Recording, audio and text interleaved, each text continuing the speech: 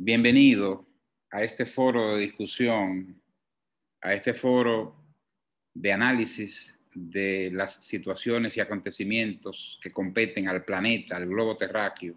Bienvenido a la tertulia, Odalis, y gracias a Olivier Flambert, que es el contacto que nos ha conectado contigo para esta exposición sobre economía, cambio climático, pandemia, y el auditorio es tuyo. Vamos a darle a compartir pantalla. Muchas gracias por estar con nosotros. Muchas gracias por la invitación, tanto a ti, Bruno, como a mi gran amigo Olivier. Básicamente voy a compartir pantalla y lo que yo pienso hacer es presentarles algo que preparé, digamos como una manera de organizar las ideas. Vamos a ver si ahora lo puedo. Ok, ahí pueden ver mi pantalla. Sí. Perfecto.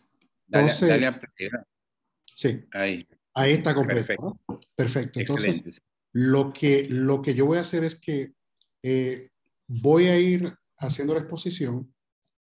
No obstante, si alguno tiene alguna pregunta, no hay ningún problema en interrumpir en el proceso de la presentación. Yo estoy mezclando aquí un par de temas, en realidad.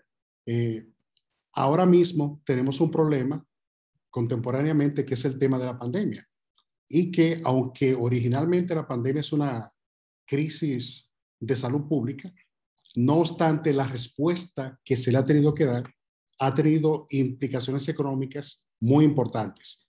No obstante, hay un problema de más largo plazo de que en algún momento va a interactuar o va a contribuir con la ocurrencia de futuras crisis de salud pública, que es el cambio climático. Entonces, básicamente lo que yo voy a hacer es que voy a abordar ambos temas de manera sucinta. Luego voy a estar abierto a algún tipo de intervención de ustedes. Y esto vamos a hacerlo en aproximadamente 25 minutos para dar tiempo a alguna pregunta. Entonces, los puntos que pienso agotar es un poco más de ver este choque persistente que ha sido el de la pandemia. Cuando yo me refiero a choque, me voy a referir a un golpe que recibe la economía. Un golpe que significa una perturbación que hace que la economía se maree, se tambalee y tome algún tiempo recuperarse. Y hay choques que vienen de adentro de la economía, pero en este caso, que nosotros llamamos choques internos, pero hay choques que vienen de afuera, como es el caso, por ejemplo, de esta pandemia, que es un choque externo. Pero, y cuando digo que es persistente, es que tarda un tiempo, ¿verdad? En asimilarse ese choque y por lo tanto es un choque persistente. Voy a ver un poco la respuesta de política económica y aquí quiero aclarar conceptos porque yo sé que este es un grupo multidisciplinario y por lo tanto quiero asegurarme de que mi jerga se entienda un poco. Cuando hablo de respuesta de política económica, la política económica debe entenderse como, ¿verdad? Tres áreas.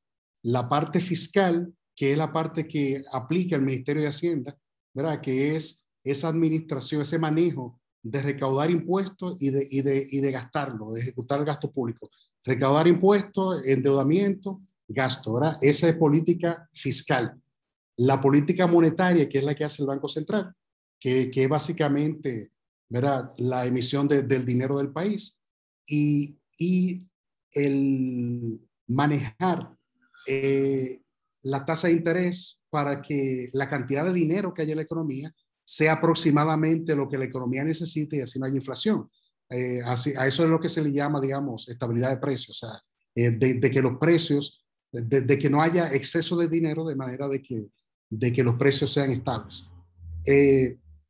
Hay otra parte de la política económica que es la política comercial, ¿verdad? Que es ya básicamente la que aplica el Ministerio de Industria y Comercio y quizá otras partes también del gobierno, que es básicamente los aranceles a las importaciones, si hay algunos impuestos a las exportaciones. Ese control del comercio internacional es la política comercial. Entonces, ya le dije que que básicamente esas tres ramas. Pero en este caso yo me voy a referir a dos partes de la política económica, que es la política fiscal y la monetaria. Y yo creo que el resto ya puedo seguir avanzando en ese sentido. ¿Por qué es un choque persistente? Porque tenemos 2 años en esto, ¿verdad? Pero este ha sido un choque como ningún otro. Por eso yo le llamo un choque inusitado. Porque como no tenemos antecedentes de esto, recuérdese de que la pandemia anterior que nosotros tuvimos fue hace como 100 años. La pandemia, por lo menos a esta escala, nosotros no tenemos conocimiento previo, no tenemos una metodología que aplicar y por lo tanto, entonces hemos estado aprendiendo. Lo único que sabemos es de que la pandemia nos llega. Sabemos de que se trata de una enfermedad muy contagiosa, sabemos de que debemos tratar de limitar el contacto entre la gente y para poder hacer eso entonces hay que prácticamente parar la economía. Pero esta incertidumbre que se asocia a la pandemia obviamente tuvo implicaciones económicas muy importantes. Por ejemplo, el gobierno tuvo que aumentar gastos cuando sus ingresos estaban cayendo por el tema de que, bueno, si la economía se paraliza, entonces no se cobran impuestos. Entonces, por lo tanto, aumenta el déficit del gobierno, ¿verdad? El déficit fiscal. Pero también, en el caso, por ejemplo, de República Dominicana, nosotros dejamos de recibir ingresos porque se nos cae el turismo, entonces es una caída de términos de intercambio. Eso reduce los ingresos de divisa para el país. Pero también, si ustedes recuerdan, por ejemplo, en el caso de República Dominicana, esto nos llega en un momento también de un proceso electoral y por lo tanto ahí se agrega otro elemento de incertidumbre y esto, la percepción de riesgo aumenta para el país y eso se ve inicialmente en las tasas internas del mercado y en las presiones sobre el tipo de cambio y más aún, y muy importante, en pérdida de tejido empresarial. Entonces, a todo esto hubo que hacerle frente inicialmente. Por lo tanto, la respuesta de política fue, y aquí estoy, digamos, hablando un poco de antecedentes, ¿verdad? En la parte monetaria, en la parte financiera, en la parte fiscal y en la parte sanitaria.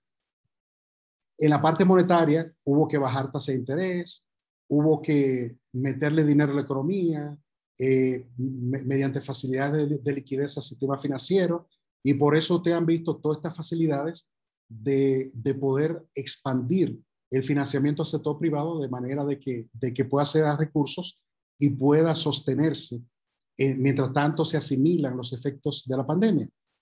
En la parte financiera, para facilitar que el dinero fluya hacia el sector privado, ustedes saben de que los bancos se rigen por una regulación prudencial, como se le llama. O sea, un banco tiene que tener unos criterios, ¿verdad? Que no voy a entrar en detalles sobre eso, para poder prestar. Entonces, lo que se hizo fue de que en esa parte regulatoria se le dijeron a los bancos, ¿saben qué? Vamos a tener un poco más de flexibilidad para que ustedes puedan prestar con más facilidad al sector privado.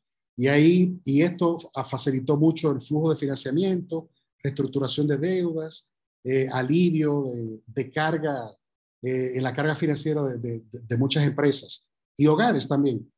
Y en la parte fiscal, obviamente, a pesar de una reducción de los ingresos inicialmente, hubo que aumentar gastos porque había que comprar test para hacerle prueba de coronavirus a la gente, había que aumentar más el gasto en salud y esto obviamente tiene una presión inicial sobre las finanzas públicas y también al mismo sector privado había que aliviarle un poco la carga impositiva de manera temporal y también transferir algún dinero a los hogares. Si ustedes se acuerdan, tuvimos en República Dominicana programas como FASE, Quédate en Casa, etcétera, que eran más bien transferencias para aliviar un poco la presión financiera sobre los hogares, ¿verdad? Lo cual tuvo relativamente éxito en República Dominicana.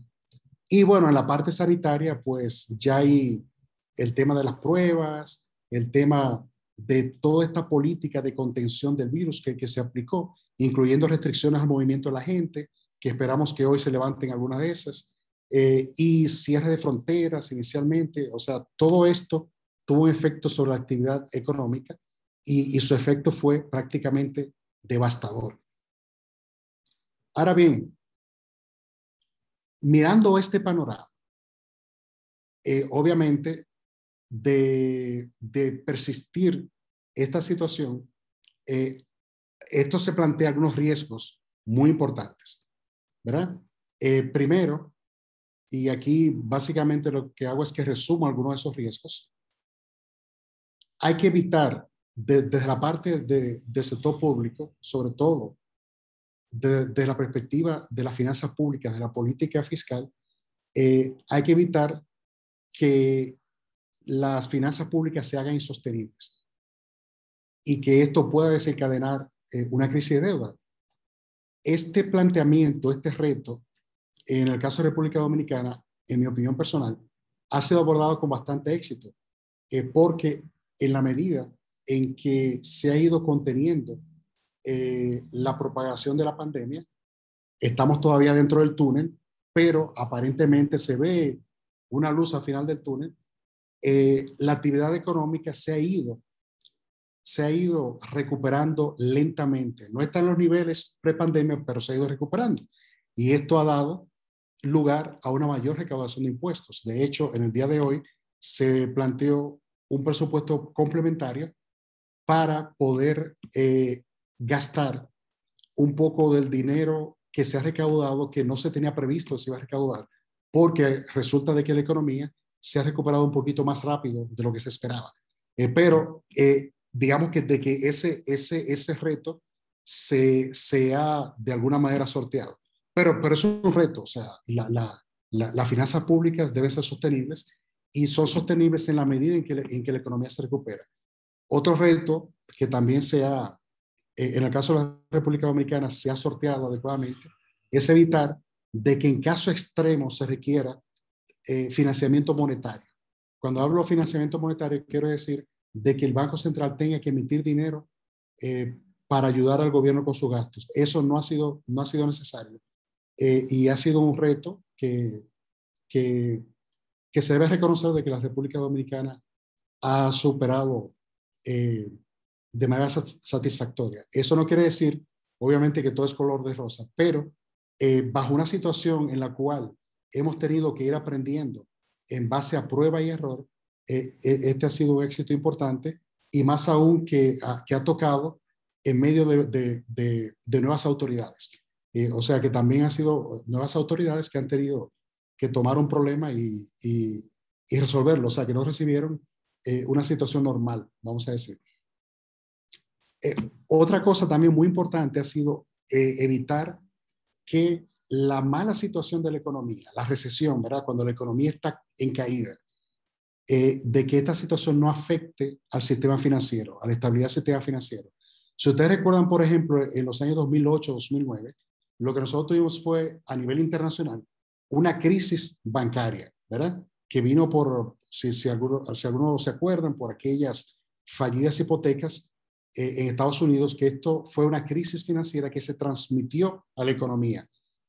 Ahora es al revés. Esto es una crisis en la economía, producto de la pandemia, que hay que evitar que se transfiera al sistema financiero. Y esto también, cuando uno mira los datos en la República Dominicana, uno se da cuenta de que también ha sido una prueba superada. También un reto muy importante es tener información. Hoy en día, muchas de las decisiones se toman con información que se recoge casi a diario. Cuando digo alta frecuencia, quiero decir de que no solamente sea información de estadística de un mes, de un año, sino informaciones diarias y a veces informaciones hora. Hay que tener mucha data. Y hoy en día, mucho del análisis se hace recogiendo mucha información.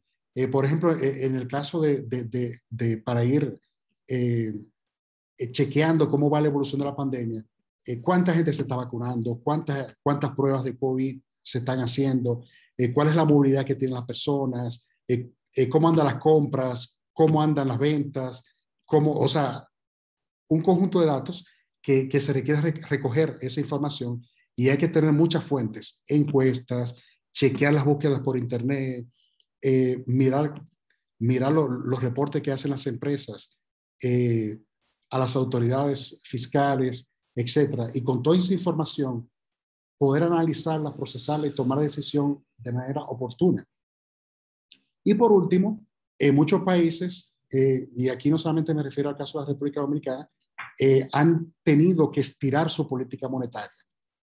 Si ustedes se piensan, por ejemplo, un país como Estados Unidos, que es nuestro principal socio comercial, la economía más grande del mundo, no solamente ha bajado tasa de interés para activar el crédito, para activar la actividad económica, sino de que ha comprado bonos de deuda pública emitidos después de un año en lo que llamamos mercado secundario. Es decir, aquellos bonos emitidos por el gobierno, pero que ya están en manos del sector privado. Entonces no se lo compra el gobierno, sino el sector privado. Y el sector privado le vende esos bonos al Banco Central de Estados Unidos, que es el Banco de la Reserva Federal, y el Banco Central le da dinero. Entonces eso le mete liquidez a la economía. Y han comprado bonos del gobierno y bonos de empresas privadas de distintos tipos. Y entonces todo esto ha ido induciendo mucha liquidez, mucho dinero en la economía. Y la idea es para mantener tasa de interés baja, para que sea más barato para el sector privado financiarse, para que los hogares y las empresas puedan adquirir más bienes de capital, o sea, más maquinarias, equipos, todos estos bienes que se utilizan para producir, y los hogares puedan tener más bienes de consumo duradero, de consumo inmediato, que puedan aumentar el gasto y con esto aumentar la actividad económica. Entonces nosotros le decimos medidas heterodoxas porque van más allá de controlar la liquidez, aumentando, reduciendo tasas de interés, sino de que además de eso le metemos liquidez a la economía comprando activos financieros. Si alguno tiene alguna pregunta, me puede interrumpir, como les dije, y yo espero que me estén entendiendo. Como decía mi primer jefe en Santiago, yo recuerdo en el año 1993, yo trabajaba, comencé a trabajar, era como mi primer trabajo formal, con un señor ahí en Santiago, que yo siempre recuerdo, es el licenciado Nelson Hain Jacobo. Él fue mi primer jefe. Y yo siempre lo recuerdo por algo que él me dijo cuando me estaba explicando sobre un tema de auditoría.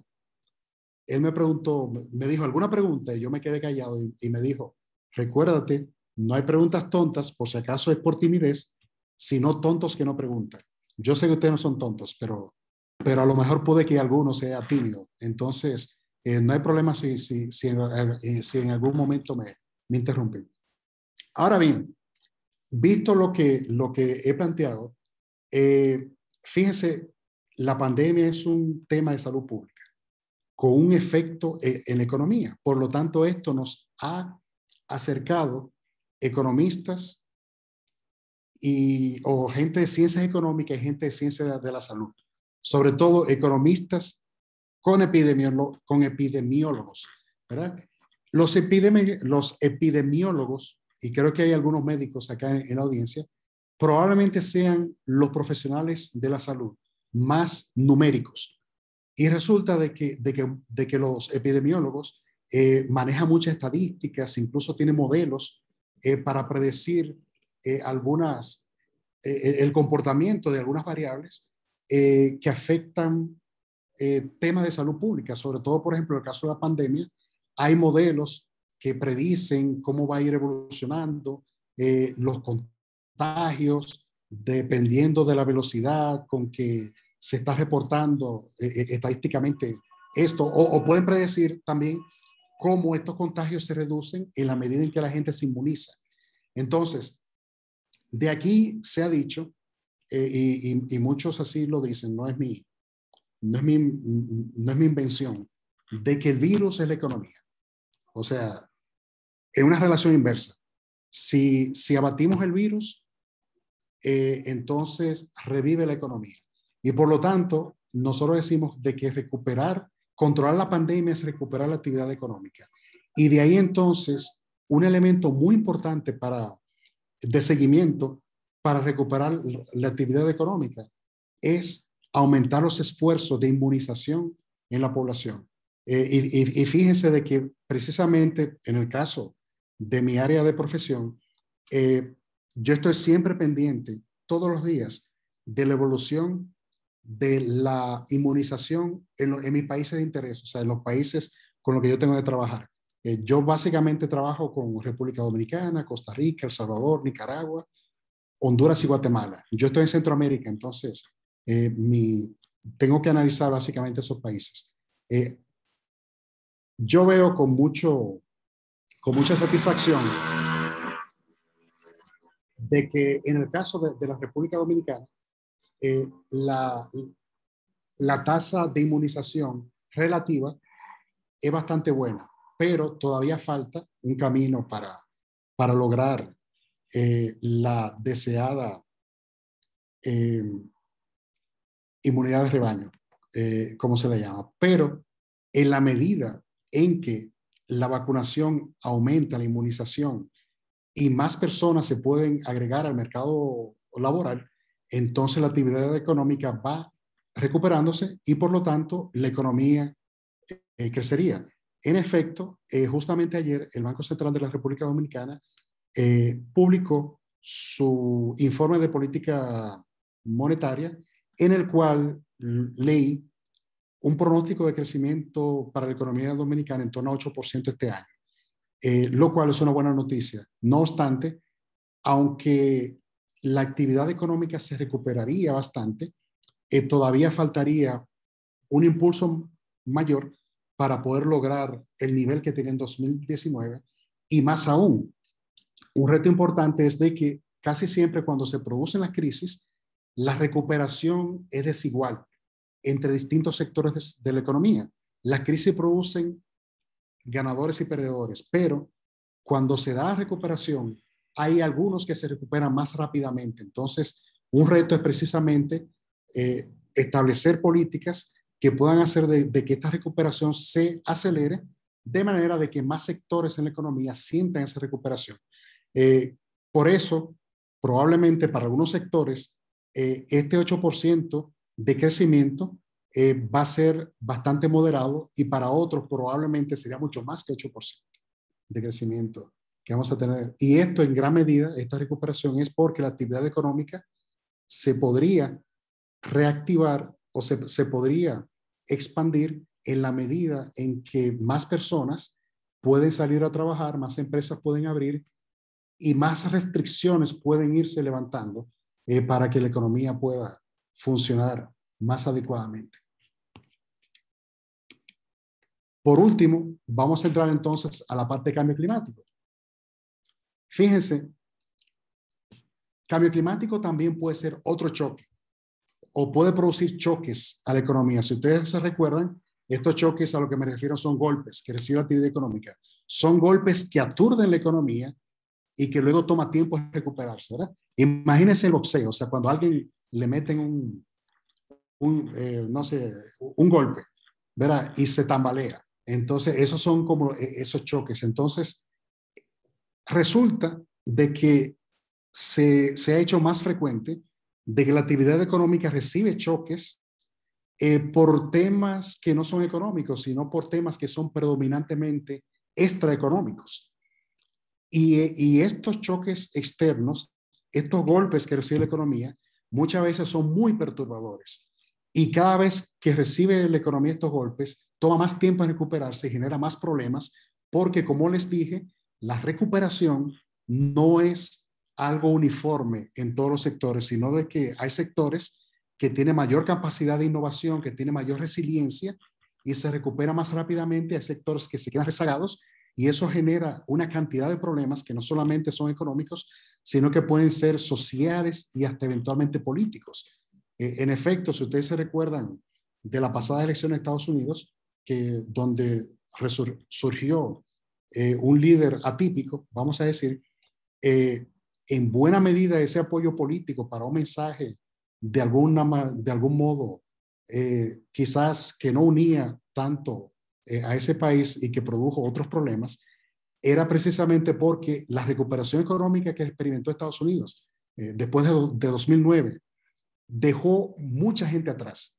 Y solamente aquellos sectores de la economía que tenían más capacidad de innovación, la mano de obra más educada, fue la que pudo recoger mayores ganancias de la recuperación, y los sectores más tradicionales, con menos capacidad de innovación, fueron los que se quedaron atrás, y eso dejó a mucha gente, ya sea fuera del mercado laboral o con trabajos más precarios, y obviamente esa gente no va a estar feliz. O sea, esa gente, esa masa crítica es de las que se aprovechan los populistas, y entonces eso genera, por eso les digo, problemas más allá de los económicos.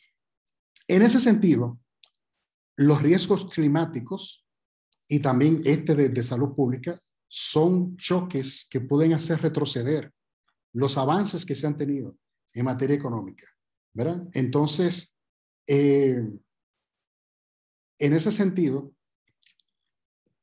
el cambio climático se puede ver como un problema de riesgo vital. Cuando hablo de cambio climático, en el caso de que algunos no comprendan, básicamente, a grosso modo, lo que nosotros estamos teniendo es de que, como hemos emitido tanta contaminación, sobre todo gases, ¿verdad? Como CO2, metano, otros, esos gases se alojan en la atmósfera y crean una capa que impiden que cuando entran los rayos, ustedes saben que los rayos del sol entran, calientan durante el día y salen, y el planeta se enfría durante la noche. Con esa capa en la atmósfera, los rayos del sol entran pero no salen, o sea, no sale todo el calor, y por lo tanto el planeta se calienta. Entonces, ese calentamiento es lo que produce de que los ciclos a lo que estamos acostumbrados, de temporadas secas, temporadas lluviosas, no sean como los que teníamos tradicionalmente, sino de que ahora tenemos temporadas secas más largas, más severas, temporadas lluviosas que a veces son más cortas, pero a veces son más largas con inundaciones, a veces en el tiempo que no corresponden, verano más caliente. Si ustedes han visto, por ejemplo, en lugares donde rara vez hace calor, como en el noroeste de Estados Unidos, suroeste de Canadá, se han experimentado temperaturas por sobre los 40 grados centígrados, etcétera, ¿verdad?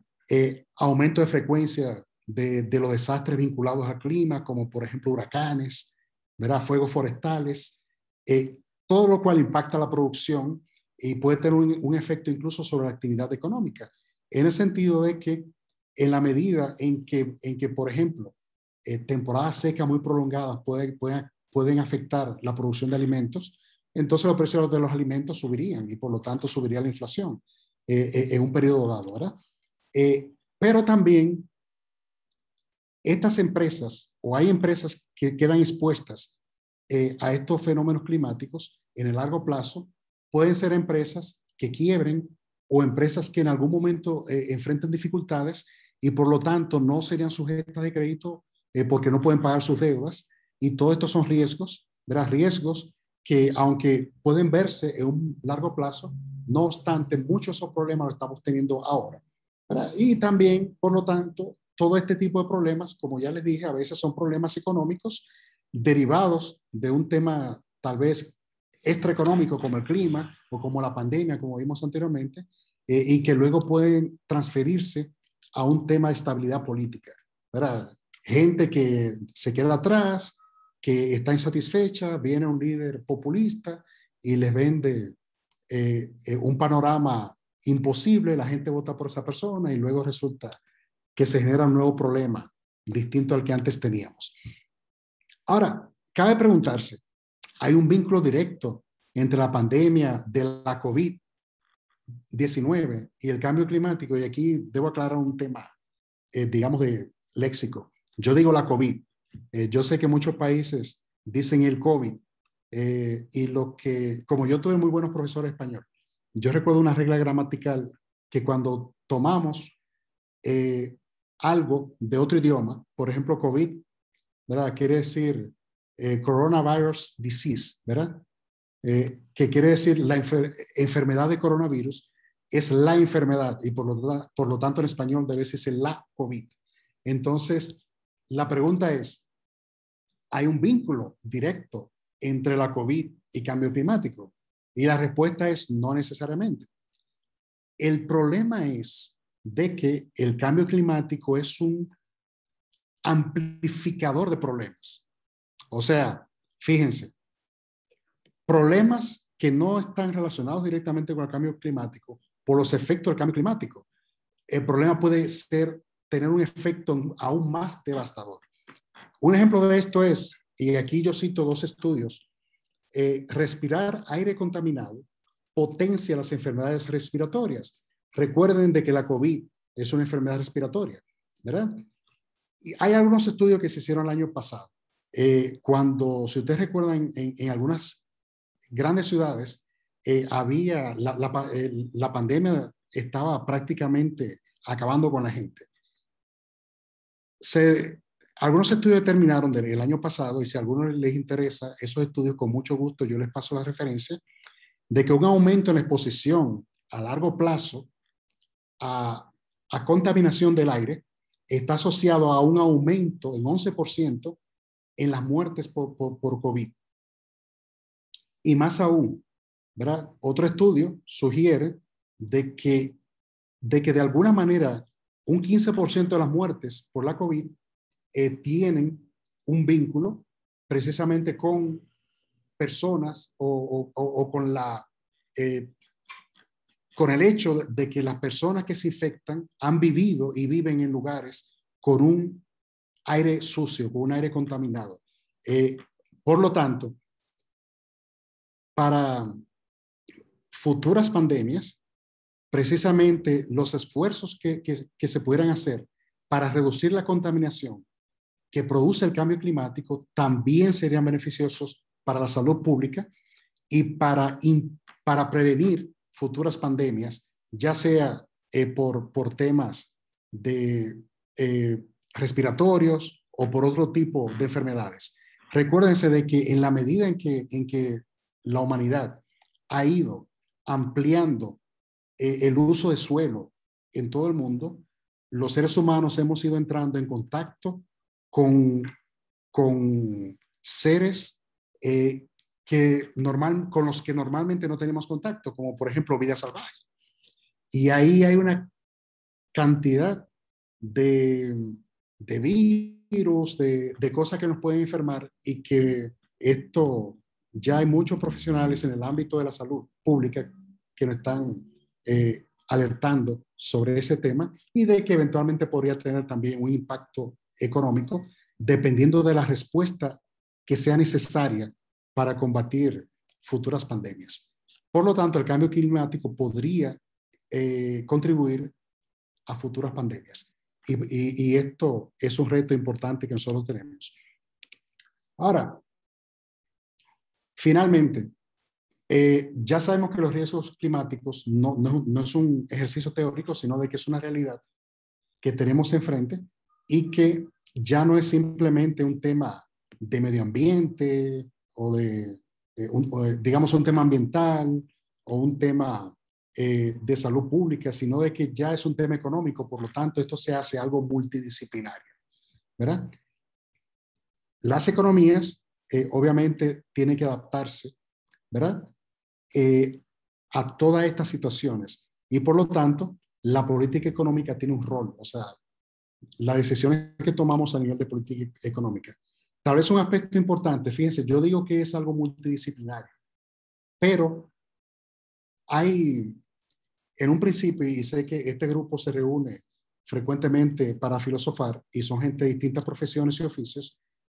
Yo recuerdo cuando yo tenía mi clase de historia del pensamiento económico con el padre José Luis Alemán, nosotros teníamos que leer mucha filosofía. Yo siempre recuerdo que había un médico que era el médico de uno de los monarcas franceses, me parece que era de Luis XIV, que se llamaba François Quesnay. François Quesnay escribió, él era médico, pero él escribió uno de los primeros tratados sobre economía. Y básicamente él lo que hizo fue que utilizó sus conocimientos de anatomía como médico para decir, ok, mira, la economía es como el cuerpo humano. Pero el cuerpo humano tiene distintos órganos, la economía tiene distintas actividades, ¿verdad? así como tenemos órganos, extremidades, ese tipo de cosas, en la economía tenemos distintos órganos que son distintas actividades económicas. Hay un cerebro, ¿verdad? O hay una cabeza, que dependiendo de la perspectiva de cómo se vea, podría ser el gobierno, y hay cualquier cantidad de industrias, actividades económicas, y hay algo que fluye entre esos órganos y que tienen una forma de conducirse, que es el dinero. Y que SNE decía, ok, el dinero es como la sangre, ¿verdad? Que fluye en el cuerpo humano. Entonces, yo le hablo de François Quesnay. Si alguno quisiera encontrar el, el libro de Quesnay, creo que está por ahí por internet, se llama Le Tableau Économique. Eh, yo no sé cuál es el título que tiene, porque en aquel tiempo yo recuerdo que cuando el padre alemán nos lo puso a leer, en ese tiempo yo creo que nos dio el texto en francés. Y en ese tiempo yo podía leer un poco de francés. Ya no. Pero, pero con esto lo que les quiero decir es de que muchos de estos retos que tenemos ya no se pueden resolver simplemente desde las perspectivas de los conocimientos de una profesión, sino de la conjunción de distintas profesiones, de distintos conocimientos que se combinan para ir resolviendo estos problemas. En este sentido, nosotros tenemos distintos frentes de acciones de distintas políticas. Yo voy a mencionar un poco las políticas que son más familiares con mi profesión.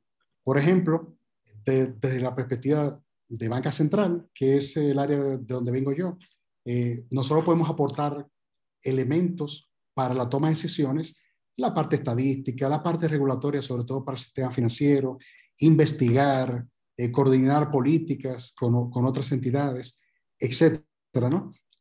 Para todo esto, esfuerzos para poder, de algún modo, ayudar a la adaptación al cambio climático y a los futuros retos que podrían venirnos precisamente de cómo nuestras economías tendrían que adaptarse. Otros elementos que quizá no me voy a detener porque requeriría mucha discusión, es de que en la parte fiscal nosotros podemos hacer política fiscal para alterar los incentivos, ya sea mediante los impuestos al carbono, aunque no son muy populares, porque por ejemplo un impuesto al carbono puede ser impuesto a los combustibles. El tema es de que los impuestos pueden verse negativos en la medida en que aumenta la carga al sector privado, pero hay impuestos que son neutrales, o sea, yo puedo aumentar un impuesto a algo, pero bajarlos a otro y dejar la carga igual, o puedo compensar al sector privado transfiriéndole dinero. Por ejemplo, una idea con respecto al impuesto a los combustibles fuera, sí, y esto sí que es teórico, si se puede conseguir un mecanismo en el cual se le ponga a la gente a pagar más dinero, por ejemplo, por consumir gasolina, pero al final del periodo devolverle ese dinero. En el ínterin, obviamente, y estoy poniendo un ejemplo que quizás no es muy popular ni bien visto, mayores precios de la gasolina va a ser de que la gente quizás utilice otras formas de transportarse que no sea necesariamente gasolina o que no requiera combustibles. Pero, y eso en el corto plazo a la gente no le va a gustar, pero a la gente sí le va a gustar cuando le devuelvan una cantidad de dinero con la cual puede comprar otras cosas. Pero esto es algo teórico, que es simplemente una idea y que lo utilizo solamente para poner un ejemplo de que fiscalidad verde no necesariamente quiere decir de que haya necesidad de hacer una reforma fiscal, aumentar impuestos, hacer algún tipo de compromiso que requiera mayor carga al sector privado. Y también, pero también el gobierno puede hacer, desde el punto de vista de la política fiscal, puede reducir impuestos, por ejemplo, a la, o puede utilizar la política fiscal para incentivar las energías renovables, el uso de la movilidad eléctrica, etcétera, temas que pueden ser para otra charla. Muy bien. Finalmente, y ya con esto termino, un reto importante del cambio climático es que como es algo que afecta a todo el mundo, a todos los países del mundo requiere de cooperación internacional. Y la tribalidad a la que se ha ido dirigiendo la política internacional no ha ayudado mucho con esto, y lo que esperamos es de que en el futuro inmediato, en la medida en que nos ha ido golpeando más, entonces la cooperación internacional sea mucho más expedita y podamos ver decisiones de política que puedan contribuir con con prevenir futuras pandemias y al mismo tiempo resolver eh, y adaptarnos a este tema que nos compete a toda la humanidad. Con esto termino y agradezco mucho la atención de ustedes, y estoy compartiendo esta presentación para que si algunos la quieren luego ver con detenimiento, y si tienen alguna pregunta, estoy con mucho gusto disponible. Okay. Esta presentación, como yo la tengo, tú me la enviaste, si tú me autorizas a enviarla al grupo, el PowerPoint. Con mucho gusto. Con mucho gusto. Muchas gracias, Odalis, por esta exposición tuya, muy didáctica. Hay muchas preguntas aquí. Yo le pido a los amigos que están presentes que levanten la mano si quieren hablar, hacer algún tipo de pregunta, y mientras tanto voy a leer preguntas que han escrito en el chat. Antes de eso, es interesante lo que dijiste del doctor que mencionaste, el francés, que escribió el libro Le Tablon Économique. Le tableau économique. Porque en los libros de fisiología médica, por ejemplo, el libro de Guyton habla de la economía, como refiriéndose al cuerpo humano. Lo mismo que tú dijiste, y a mí siempre me llamaba la atención. François Quesnay, sí. A mí siempre me llamaba la atención eso cuando yo estaba estudiando fisiología médica, que cuando lo menciona no en una parte, en muchas partes menciona, haciendo referencia a que el cuerpo humano es como la economía. Y viene de ahí, lo más probable es que venga de ahí ese concepto. Antes de comenzar las preguntas, Francisco Vázquez Chico te hace una pregunta que dice: para medir el flujo de efectivo en la economía dominicana, ¿cuál es la variable que más debemos observar? ¿Las corporaciones, las empresas de la clase media o las cuentas personales para medir el flujo de efectivo? Mira, esa es una pregunta muy interesante en el sentido, porque, bueno, yo lo podría incluso más simple para la respuesta. Un indicador de liquidez en la economía que se utiliza mucho son, a ver, son los llamados depósitos overnight. O sea, ustedes saben que cuando los bancos reciben dinero todos los días, ¿verdad? Prestan una parte de ese dinero, otra parte la dejan en encaje, pero el dinero que les sobra cada día lo que hace es que lo transfieren en una cuenta que ellos tienen en el Banco Central. Eso es lo que se llama los depósitos overnight o a un día, ¿verdad? Claro, no piense que es como que los bancos recogen un camión y mandan en efectivo. De hecho, los bancos se quedan con eso, pero es un registro que queda en el Banco Central. Y el Banco Central le puede pagar una pequeña tasa de interés, ¿verdad?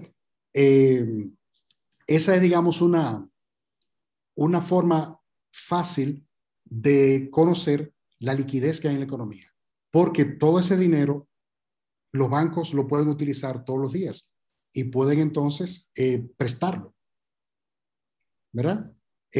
Y además, parte de ese dinero son los depósitos que el público ha dejado en cada banco, ¿verdad?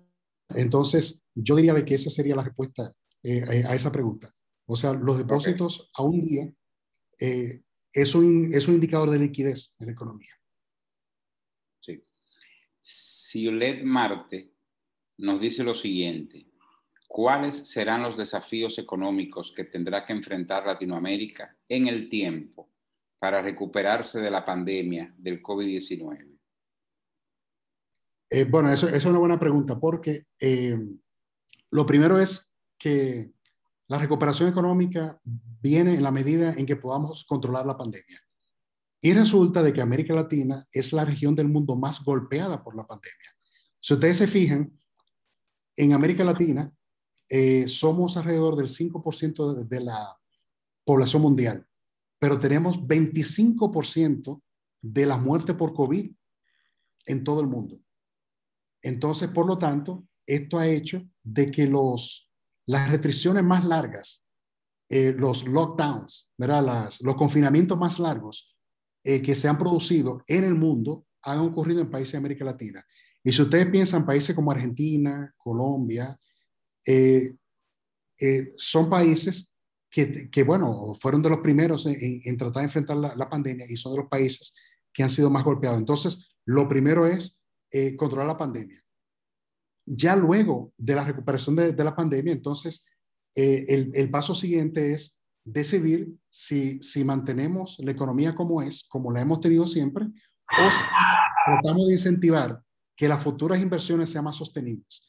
En el caso, por ejemplo, de República Dominicana, justo en el día de hoy salió un anuncio, una noticia de que un banco comercial importante en República Dominicana desembolsó poco más de 30 millones de dólares para un proyecto de generación de energía solar. Entonces, ese tipo de recuperación es deseable, o sea, que sea sostenible, que pueda precisamente generar empleos, que nosotros necesitamos hacer eso, para emplear a la gente que está desempleada, los jóvenes que se van incorporando cada año al mercado de trabajo, y que definitivamente se pueda potenciar el crecimiento económico. Recuperarnos de la pandemia, incentivar inversiones en áreas sostenibles y definitivamente poder tratar de implementar políticas que hagan al sector privado mucho más grande, no necesariamente al sector público más grande. Oliver Flamberg tiene la palabra, le estoy abriendo el micrófono y le doy las gracias porque Oliver Flamberg, miembro de la tertulia, fue quien contactó a Odalis Marte. Adelante. Odalis, gracias por esa exposición en la cual me llamó la atención el tema de que el calentamiento global, ya hay estudios que demuestran que es un potenciador del tema de la pandemia y obviamente de las consecuencias nefastas económicas que tiene. Pero también me llamó la atención que tú mencionaste que aparentemente, y quiero que tú me digas si lo entendí bien, Estados Unidos tuvo que recurrir a recursos, a técnicas económicas mucho más arriesgadas, como la compra de bonos y papeles financieros, tanto del sector público como privado, para mantener su economía con la dinámica esperada y que no se frene esa economía, y que República Dominicana no ha tenido que tomar este tipo de riesgo. Sin embargo, en República Dominicana, si no me equivoco, ya se emitieron 4.100 millones de pesos en bonos soberanos. ¿Tú podrías expandir un poquito sobre ese tema? Con mucho gusto. Mira, es cierto de que cuando hay una crisis como esta, en el cual la actividad económica se cae, ¿verdad? Al caerse la actividad económica sabemos de que el gobierno, que depende de los impuestos que pueda cobrarle al sector privado. Si el sector privado no está produciendo más, entonces el gobierno no puede recaudar más impuestos. Pero al mismo tiempo, el gobierno tiene la presión de gastar más. Tiene que gastar más en el caso que nos ocupa de la pandemia en salud, pero tiene también que gastar más en transferencias para impedir o para ayudar a que muchos de los hogares puedan asimilar los efectos de la pandemia. Todo esto requiere recursos, y entonces si los recursos no se pueden conseguir con impuestos, entonces hay que endeudarse. En efecto, la deuda pública en la República Dominicana subió en términos del valor de la producción, en términos del Producto Interno Bruto, ¿verdad? Antes de la pandemia, nosotros teníamos alrededor de 54% de deuda, pero por la pandemia esa deuda subió a 63% del Producto Interno Bruto. O sea, estamos un poco más endeudados, pero era necesario endeudarse, precisamente porque como no somos un país que tiene, primero, no somos un país rico, como lo es Estados Unidos, no hay comparación, ¿verdad? Ni emitimos una divisa. O sea, Estados Unidos puede tener mucho más dólares y el resto del mundo demanda esos dólares. Pero si nosotros emitimos más pesos, el resto del mundo no demanda esos pesos y por lo tanto eso genera inflación en la República Dominicana. No obstante, yo te puedo decir de que a nivel mundial la, el endeudamiento subió también. Y subió, por ejemplo, entre los países ricos a 80% de Producto Interno Bruto en promedio. Si usted se fija, por ejemplo, en el caso de Estados Unidos, a pesar de que tiene una divisa, de que es la economía más importante del mundo, los dos choques que recibió la economía de Estados Unidos por la crisis financiera de 2008 y ahora por la pandemia, ha llevado a que la deuda externa, la deuda pública, mejor dicho, de Estados Unidos, sea ya más de 80% del Producto Interno Bruto de ese país. Y hay países, como en el caso de Japón, que es incluso 200%. O sea, desde que al final del día, lo importante es el manejo de la deuda. En República Dominicana, por suerte, y esto lo puedo decir porque en algún momento yo tuve contacto con ese equipo, hay una gestión profesional de la deuda. Nosotros tenemos ya, distinto a como sucedía en los años 80, incluso buena parte de los 90, nosotros tenemos un equipo dedicado, un equipo conformado por expertos en finanzas que trabajan en un área del Ministerio de Hacienda que se llama Dirección de Crédito Público, que son profesionales, expertos en finanzas, que manejan la deuda. ¿Y cómo se maneja la deuda? De manera simple, de manera sencilla. Yo puedo hacer lo que se llama rollover, o sea, yo puedo sustituir deuda cara por deuda más barata, sobre todo porque a lo largo del tiempo la tasa de interés puede que baje, como ahora ha sucedido, de que por efecto de la pandemia la tasa de interés ha bajado y lo que ha hecho el gobierno es de que parte de esos bonos nuevos que ha emitido, lo que ha hecho es sustituir deuda más cara por deuda más barata y así aligerar la carga en su flujo de caja, ¿verdad? Una parte de esa deuda emitida va por ahí y otra para, obviamente, ir satisfaciendo sus necesidades, pero ellos también no solamente van mirando cómo se va administrando la deuda de manera de que se pueda pagar, sino también de que van mirando cuál es el potencial de crecimiento y en la medida en que la economía crece porque el sector privado produce más, ellos saben de que el gobierno tendría mayor ingreso de impuestos y por lo tanto a lo largo del tiempo, si tenemos un pronóstico, por ejemplo, de crecimiento de en torno a 5% en el largo plazo, entonces nosotros sabemos de que una parte de ese aumento de la producción será captado por el gobierno en forma de impuestos y por lo tanto la deuda se puede pagar, ¿verdad? Aquí quizás el arte en este sentido es de que el gobierno, y creo que está tomando acciones para eso, debe ir moderando y racionalizando el gasto y también debe ir implementando políticas que precisamente faciliten que el sector privado se expanda, porque cuando uno habla de crecimiento de la producción, no es el gobierno, es el sector privado. O sea, el sector privado que es alrededor del 85% de la economía. O sea, la economía es el sector privado, a final de cuentas. O sea, el gobierno es una parte importante de la economía y es, digamos, de donde se aplican las políticas, pero la economía es el sector privado. Y en la medida en que el sector privado aumente la producción, el gobierno entonces tendrá mayores ingresos y por lo tanto mayor capacidad de pagar sus deudas y de ir administrando sus deudas. Por último, les había mencionado anteriormente de que la proyección de recaudación que tiene el gobierno dominicano para este año ha sido más mejor de lo esperado. O sea, ellos pensaban que la actividad económica al momento de planificar iba a ser un poco más moderada en su recuperación y está resultando de que la economía se está recuperando de manera más acelerada y por lo tanto se está recaudando más. Y por eso es que hoy presentaron este proyecto de presupuesto complementario para poder gastar un poco más de esos ingresos que no esperaban que iban a recibir por impuestos, esas recaudaciones.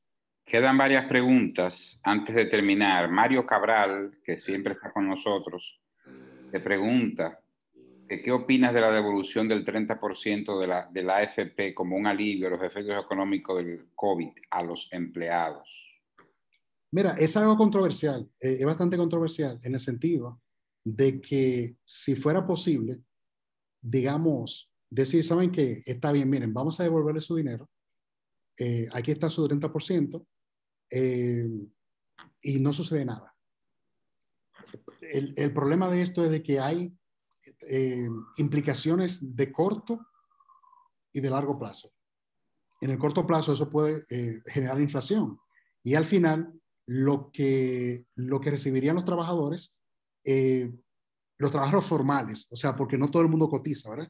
O sea, nosotros todavía tenemos, yo creo que es menos del 40% de los trabajadores dominicanos que cotizan. Entonces, por lo tanto, si nosotros quisiéramos, creo que es 37%, no recuerdo ahora mismo el número, pero si nosotros devolviéramos el 30% a ese 30 y algo por ciento de trabajos formales, ¿verdad?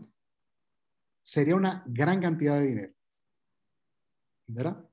Por un lado, pero ese dinero no está líquido, ese dinero está invertido en certificados del Banco Central, en bonos de Hacienda, en bonos corporativos, en certificados bancarios, y habrá alguna parte ahí que quizá esté más líquida.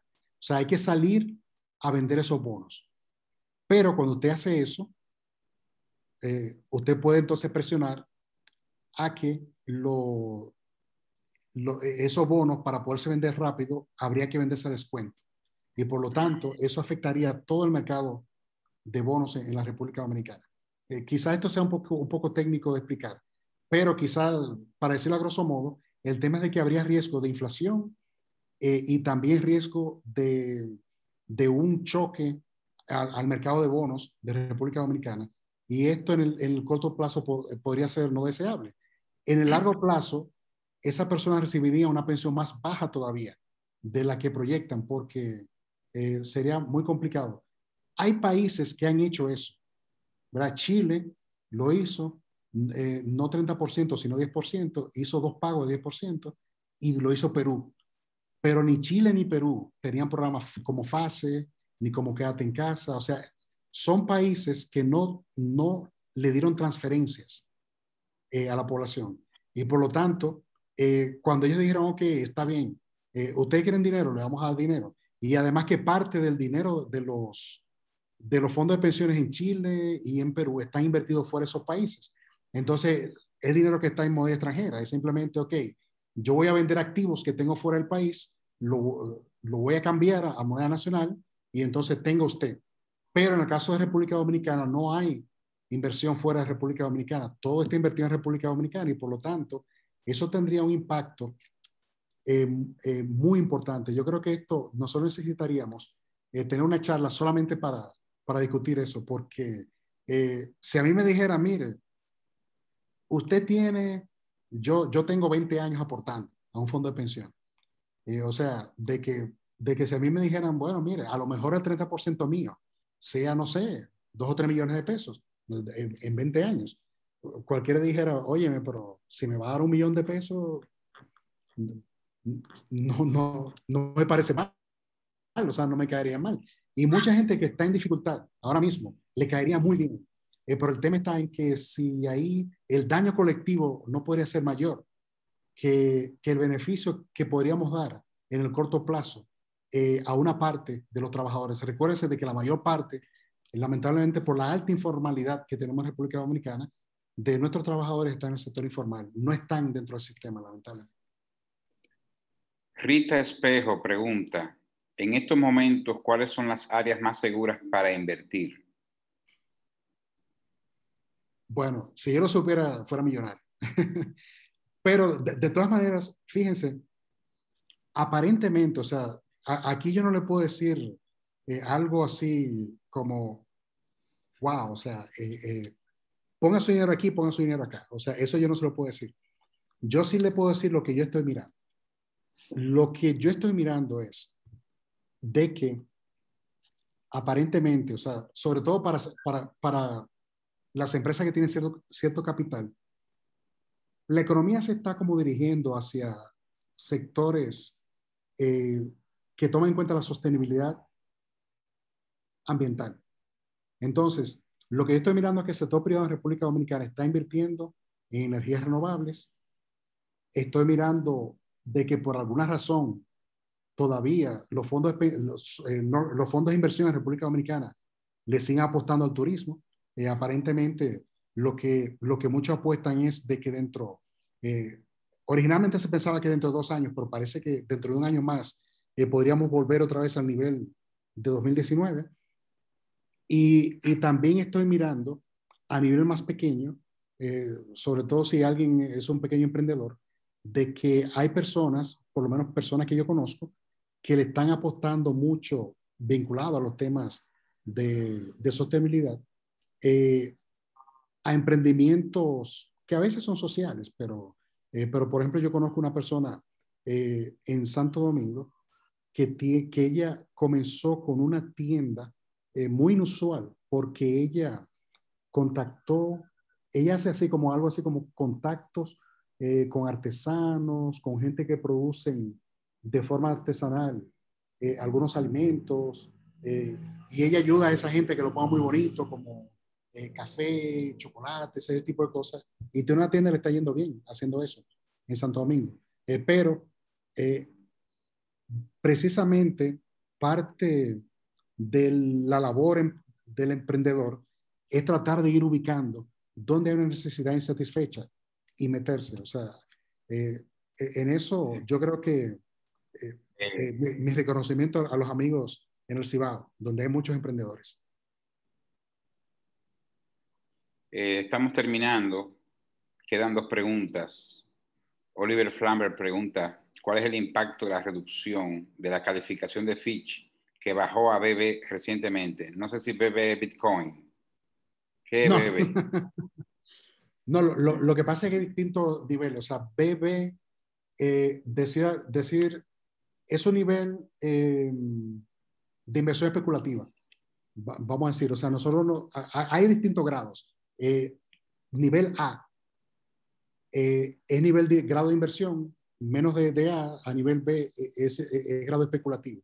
O sea, lo que quiere decir es de que para prestarnos podría requerir un mayor rendimiento comparado con lo que se le exige, por ejemplo, a prestarle a un país muy seguro como Estados Unidos.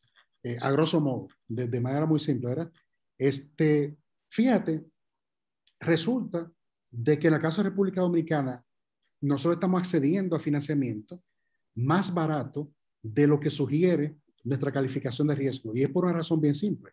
Hay mucha liquidez a nivel internacional y por lo tanto, como hay mucho dinero, ese dinero anda buscando rendimiento. Y lo que es más difícil en este momento es encontrar rendimiento porque las tasas de interés están muy bajas. En ese sentido, cuando un país con cierta estabilidad, como el caso de República Dominicana, donde nosotros tenemos estabilidad macroeconómica, estabilidad política, estabilidad social, y por lo tanto es un país que tiene una economía vibrante que tiene capacidad de pago. Cuando un país como República Dominicana acude al mercado internacional y dice, miren, yo quiero emitir bonos por poner un número, $1.000 millones, resulta de que la demanda a veces supera por 10 esa oferta. O sea, a veces nosotros decimos queremos 1.000 y nos ofrecen 10.000, pero claro, vamos a tomar solamente los 1.000. Entonces, como nos ofrecen 10.000, resulta de que la tasa de interés incluso baja, porque como son tantos bancos de inversión, tantos agentes financieros interesados en comprar nuestros bonos, Al final, nosotros esperamos, por ejemplo, pagar una tasa de interés de 4 y al final terminamos pagando, por ejemplo, 3.5. Y esto es lo que ha ido sucediendo recientemente y por esto es que la República Dominicana ha podido colocar exitosamente, porque hay apetito por la deuda dominicana. Ahora, con esto debo decir de que recientemente el ministro de Hacienda de la República Dominicana dijo enfáticamente de que en la nueva estrategia de endeudamiento a futuro se va a beneficiar mucho el financiamiento multilateral. ¿Qué quiere decir esto? De que no vamos a beneficiar la emisión de bonos, ¿verdad? Que a veces están sujetos a los vaivenes del mercado, que tienen un componente especulativo, sino a lo que tradicionalmente se hacía en República Dominicana, que era pedirle prestado a organismos internacionales que condicionan esos préstamos, y eso puede ser una virtud, pero también un problema en algún momento, a proyectos específicos, son tasas de interés más bajas, plazos más largos, pero sí hay ciertas condicionalidades que pueden ser deseables, sobre todo cuando se está en un momento en donde se está combatiendo la corrupción endémica que tenemos y que también los mismos ciudadanos de la República Dominicana quieren precisamente ver un sector público más limpio, más transparente, con menos corrupción. Entonces, parece ser de que la intención es precisamente de ir manejando de manera profesional la deuda y de que esta deuda se maneje con un criterio un poco más de desarrollo, si se quiere hacer. La última pregunta de Abel Abreu. ¿Cuál es su opinión con respecto al presupuesto del 2022 y la posible reforma fiscal y su impacto en la sociedad? Es una pregunta un poco amplia, pero yo voy a tratar de responderla brevemente, pues ya creo que el presidente puede que esté hablando ya, ¿verdad?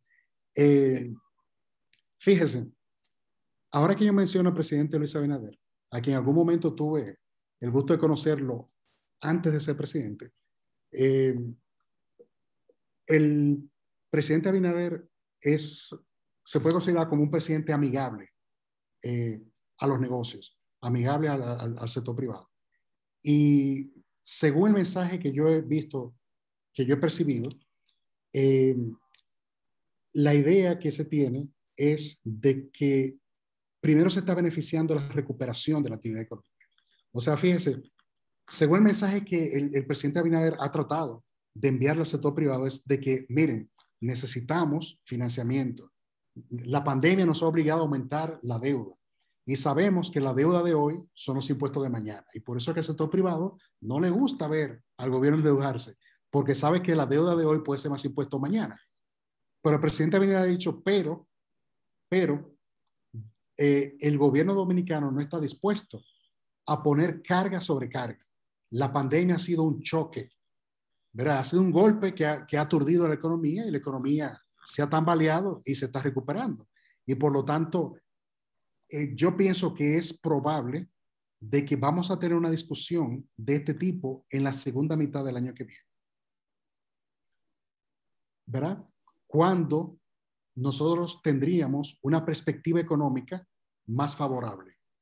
Y según mi interpretación, es de que esto no sería de golpe y porrazo, sino de que sería probablemente, y esta es mi percepción personal, o sea, no, ahí nadie del sector público en la República Dominicana me ha dicho eso. Recuerden que yo estoy en Costa Rica, yo tengo 2 años en Costa Rica, trabajo acá temporalmente, pero la percepción que yo tengo es de que probablemente esto vendría como parte de una negociación en el cual algunas exenciones de la que disfruta una parte del sector privado probablemente se desmonte gradualmente y de que algunos impuestos que hoy no se aplican tal vez gradualmente comience a aplicarse.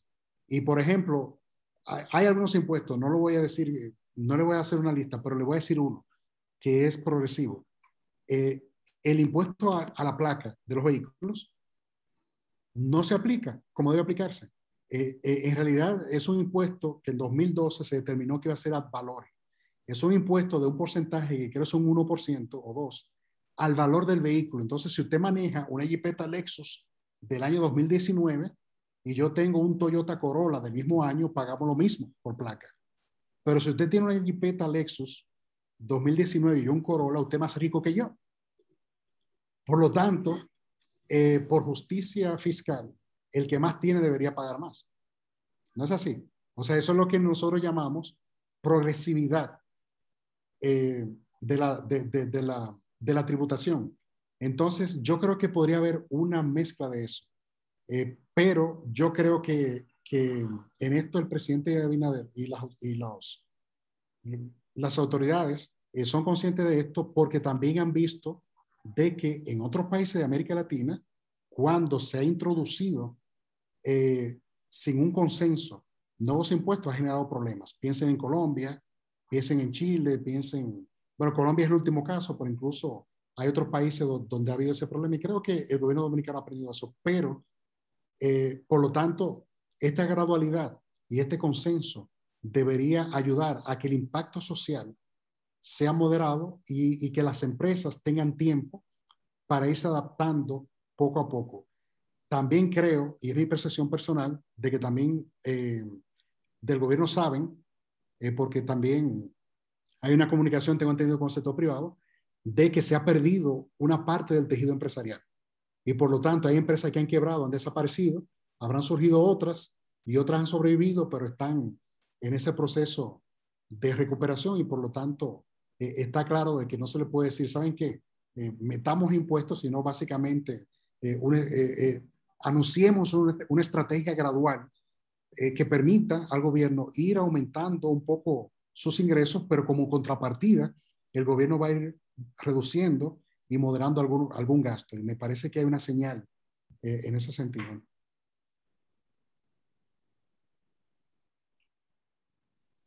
Muy bien.